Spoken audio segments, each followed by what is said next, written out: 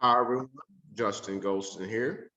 And in this video, we're going to discuss performance appraisal methods. So there are many different methods in conducting a performance appraisal. And as we said before, there is no one size fits all approach.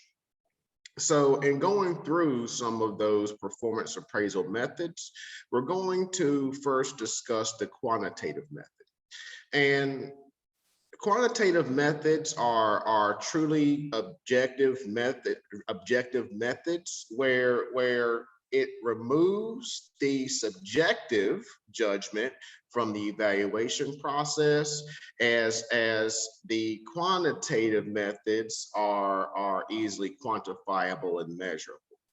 Now, I will say many times that I am a fan of the mixed methods approach, where you will take both the quantitative methods, the numbers, and the qualitative methods, where you will do interviews, where you will do surveys of managers, of the employees' peers, and you combine those two where you have this full view to use within that performance appraisal. Next, we have the rating scale method, where this can also be referred to as the Likert scale. So you're familiar with the rating scale method, in that you'll have a rating scale of 0 to 5, or 1 to 5, or things like that, where you have good, better, best.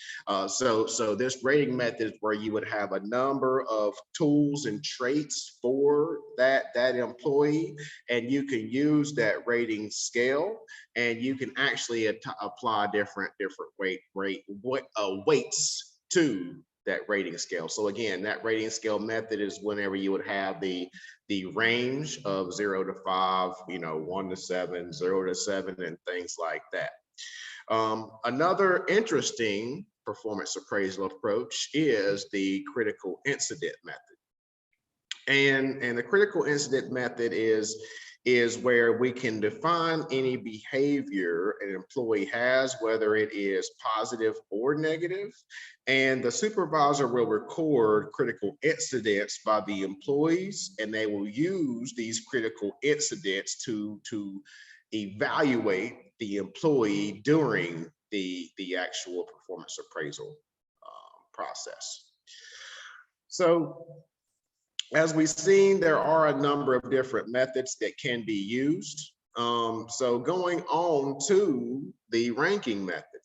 So although I'm not a fan of the ranking method, in that I think that it decreases morale within an organization, the ranking method is where you would have the manager, the supervisor, to rank their employees. So I'm going to say this employee is a top ranking employee. This is a second ranking. This is a third ranking, and so on, right? And this is going to be published where all the employees know where they stand. Now, although I'm not a fan of this, in some environments, this may be a good method, where in highly competitive environments, for example, such as, so I'm just thinking back, just as with the like in the car sales environment, because those employees are highly competitive, this method may be good, may increase competition, it may increase sales within that environment. So the ranking method may be applicable in certain environments. And then you also have a forced distribution method, where you are essentially forcing the supervisor to put their top 10 employees within a certain bucket.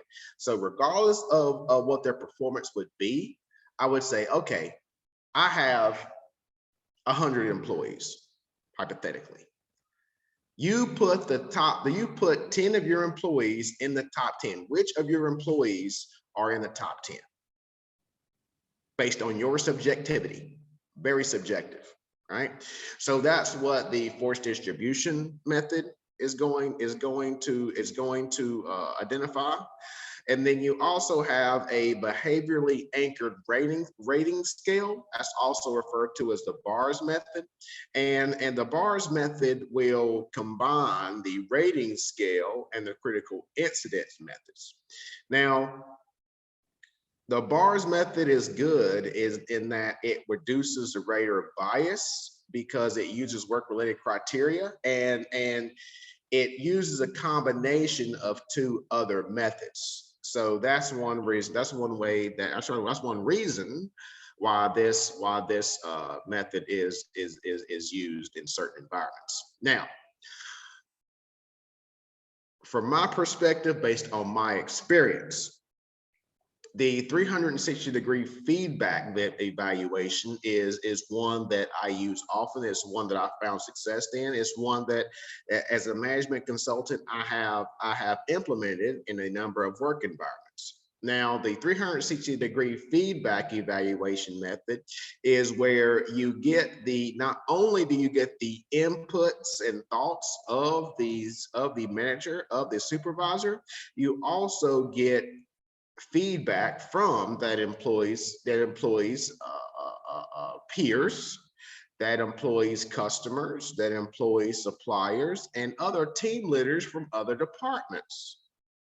Now, this is a good approach because, especially in multinational organizations, although that individual may be the manager of employees, they don't truly know all of the things that employee does. In many cases, they only see the quantitative outputs, the quantitative results. They only see the numbers for a particular employee.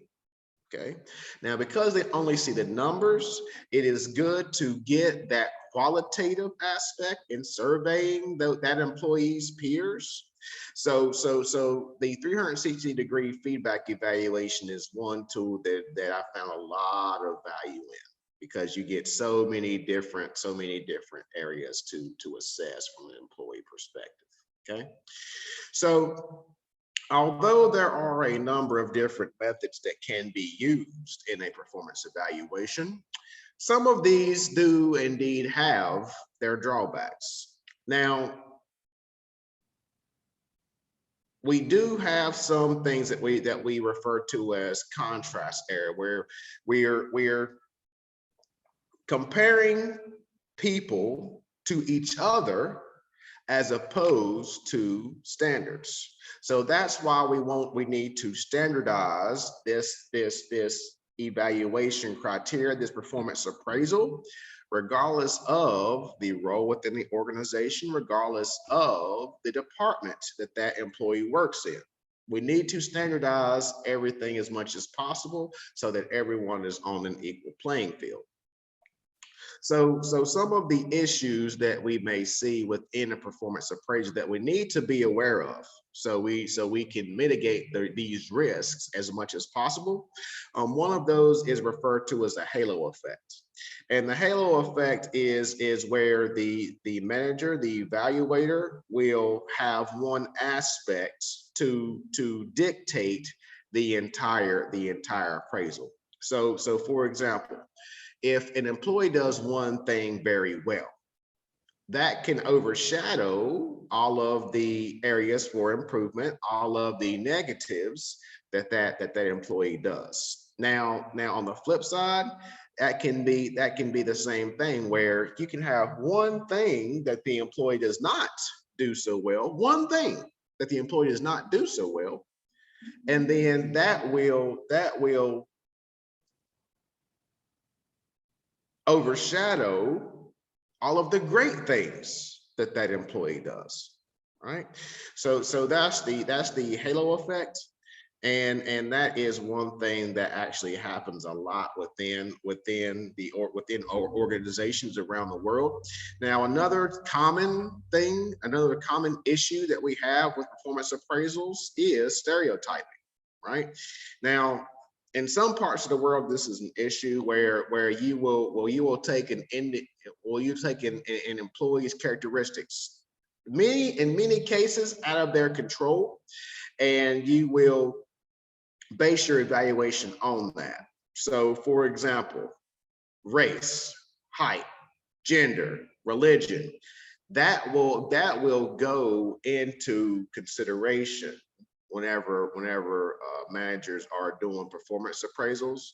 And this is one thing that a lot of organizations are taking a close look at, because it has been shown that this has been an issue in the past in a number of organizations, a number of industries all around the world. Okay. We also have an issue of central tendency. And central tendency is where a rater or where a manager will give everyone the same rating. And in my opinion, this solves nothing. If we have this issue of central tendency, there's really no point of doing a performance appraisal. At that given point in time, the performance appraisal is a check the box thing, right? You have to let people know where they stand so that they have areas for improvement from an organizational perspective. Um, in terms of leniency, you do have some situations, some issues where managers will go soft on some employees, and they will give leniency and give high rankings to all employees. So this is just as an issue as we have with the central tendency. And then on the opposite side, you have strictness, where everyone gets low ratings. So whether it's central tendency, whether it's leniency, whether it's strictness, nothing gets resolved if you have these issues from a performance appraisal perspective. And then finally, for this video, we have recent bias error. So with recent bias error, we look at the most recent thing that employee has done, and then that overshadows everything that employee did previously in the previous year. So one good example is that, if you have children knows Christmas is coming up, and they will be good, those few days, those few weeks leading up to Christmas. It's the same thing from an employee appraisal perspective. The employees know that appraisal is coming up, so they will do a number of excellent tasks, a number of additional tasks, in hopes that their performance appraisal will be a good one, and they will get a raise, they will get a promotion, because that is the most recent thing that hiring manager will remember. That's all we're going to review in this video. Until next time.